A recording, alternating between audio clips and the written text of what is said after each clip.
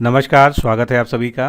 कल आप लोग का यूपी पीसीएस का एग्ज़ाम है और मैं अपनी पूरी टीम की तरफ से आप सभी को ऑल द बेस्ट कहने आया हूँ। आप अपना सर्वोत्तम प्रयास करें इस परीक्षा में और अच्छे से अच्छे अंक प्राप्त करके इस परीक्षा को क्वालिफाई करें, यही हम लोग की शुभकामनाएं हैं। Best wishes. और कुछ दो चार बातें जो है मैं ज़रूर आपसे ये कहूँगा कि क्या क्या सावधानियां आपको रखनी चाहिए एग्ज़ाम के दौरान। हालांकि मैं हर परीक्षा के बारे में वो बताता हूँ और बताना हमारा कर्तव्य भी है। तो सबसे पहली जो प्राथमिकता है कि आपको अपने स्वास्थ्य का ध्यान रखना है। कोरोना संक्रमण जो है काफ़ी घातक रूप में फैला हुआ है सभी ज़िलों में और आपको सारी सावधानियां, सारे प्रिवेंटिव मेजर्स के साथ परीक्षा में जाना चाहिए। और मास्क का प्रयोग करें, हो सके तो ग्लव्स का भी प्रयोग करें, सैनिटाइज़र अपने पास रखें और जितना हो सके उतना जो है भीड़ भाड़ से दूर रहकर जो है परीक्षा को दीजिए। और ना जल्दबाजी में एंट्री करिए और ना जल्दबाजी में बाहर निकलिए। दोनों ही जगह आपको बहुत ही सेफ्टी के साथ रहना होगा, जिससे आप जो है कम भीड़ भाड़ में से जो है धीरे धीरे बाहर आ सकें और एक दूसरे के बहुत क्लोज कांटेक्ट में आने से बचें।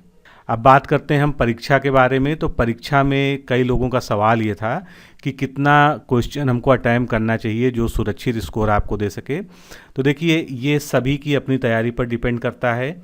एक औसत विद्यार्थी जो अपनी पूरी क्षमता के साथ पढ़ता है, तैयारी करता है, साल 2 साल से लगातार तैयारी कर रहा है, तो उसके लिए मेरा एक ही सजेशन है कि आप जो है कम से कम 125 से 130 प्रश्नों तक हल करने का प्रयास कीजिए। और इतना जो है सफिशियंट है। अगर आप जो है इसको सटीकता से हल करते हैं तो निश्चित रूप से आप इतने में जो है प्रीलिम्स क्वालिफाई कर सकते हैं।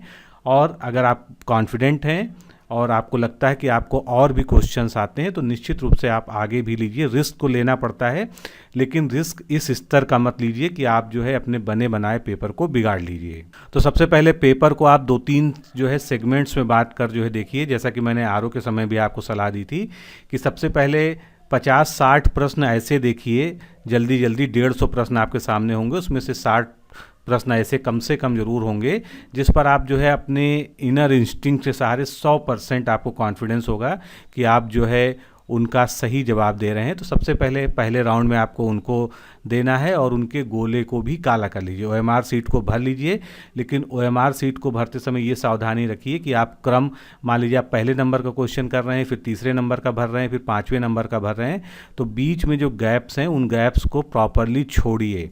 इसलिए जब भी आप जो है गोले में निशान लगाने चाहते हैं, जिसको हम लोग सर्कल को डार्क करना कहते हैं, तो सबसे पहले एक पॉइंट वहाँ पर रख लीजिए हमेशा। उसके बाद जो है पूरे गोले को काली कीजिए, ना कि जो है एक साथ जो है गोले को पूरा काला करिए। तो इससे क्या होता है कि आपने अगर पॉइंट रखा है और आपने गलत जो है, जो आप क्वेश्चन में नहीं रखना चाहते थे, गलती से उसमें रख दिया है, तब भी आप जो है उसको सुधार सकते हैं। क्योंकि मात्र पॉइंट रखने से वो जो है सर्कल जो है पूरा नहीं माना जाएगा और वो जो है ओएमआर उसको जो है उस तरह से कंसीडर नहीं करेगा।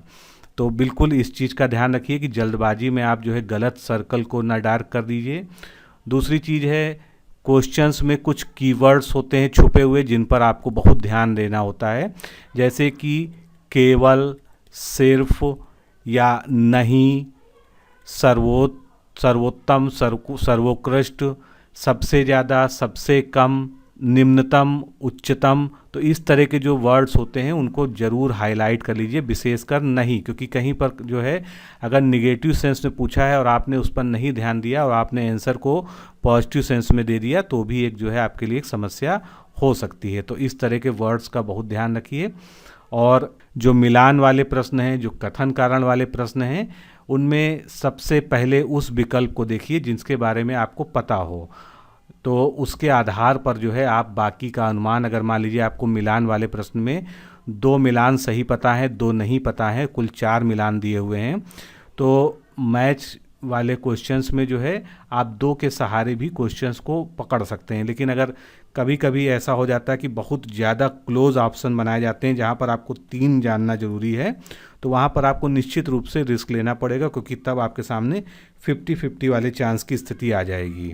इसके अलावा कथन कारण वाले में आप जानते हैं कि यूपी पीसीएस और खासकर प्रीलिम्स में जो क्वेश्चंस आते हैं उसमें निगेटिव कथन कारण बहुत कम आते हैं, लेकिन ये कोई तरीका नहीं है कि आप इसी को फॉलो करें। जहाँ पर आपको डाउट हो, जहाँ पर आप जो है 50% रिस्क ले रहे हैं, वहाँ पर आप इस चीज़ को फॉलो कर सकते हैं कि निगेटिव सेंस वाले आंसर उसमें कम होते हैं। इसके अलावा कई सारे प्रश्न आपको घटनाओं को कालक्रम से लगाने को मिलेंगे, तो उसमें भी सावधानी बरतिए। हमेशा जो है कम से कम 2 को मैच करके पूरी जो है जो सीरियल है उसको मैच कर लीजिए कि क्या कालक्रम सही बन रहा है या नहीं बन रहा है। आपने जो डेट्स याद कर रखी हैं, जो आपने तिथियां याद कर रखी हैं, वो बिल्कुल सटीकता से जो है सीरियल में आ पा रहा है या नहीं आ पा रहा है। बाकी आप लोगों ने बहुत सारी परीक्षाएं दी हैं, लगातार देते रहते हैं, तो आप खुद जानते हैं कि कौन कौन सी सावधानियां बरतनी चाहिए और कहाँ पर आप गलतियां करते हैं। तो कोशिश करिए उन गलतियों को ना रिपीट करिए, और कभी भी जो है ऐसा मत सोचिए कि जब आप पूरे 150 क्वेश्चंस को सॉल्व कर लेंगे उसके बाद ही एक साथ सर्किल को जो है ब्लैक करेंगे, सर्किल को डार्क करेंगे। ऐसे स्थिति में बहुत सारी समस्याएं हो जाती। मान लीजिए आपके पास 10 मिनट बचा है और आपको 150 क्वेश्चंस या 140 क्वेश्चंस को सर्किल डार्क करना है, तो ऐसी स्थिति में आप निश्चित रूप से जो है पूरा का पूरा सीरियल भी बिगाड़ सकते हैं। इसलिए जहां पर आप 30-40 क्वेश्चन कर लीजिए वहां पर एक राउंड जो है सर्कल्स को डार्क कर लीजिए, फिर आप 30-40 क्वेश्चंस को करके उसको कर लीजिए। इससे जो है आप गलती भी नहीं करेंगे और आपका टाइम मैनेजमेंट जो है उसमें सुधर जाएगा, क्योंकि टाइम मैनेजमेंट इस पेपर में बहुत ज़रूरी है। और ज़्यादा जो उलझाने वाले सवाल हैं उनसे बेहतर है कि जिन क्वेश्चंस को आप आसानी से कर पा रहे हैं पहले उनको सॉल्व करिए और उलझाने वाले सवालों पर बाद में ध्यान दीजिए। अगर आपके पास समय बचता है तभी चांस लीजिए।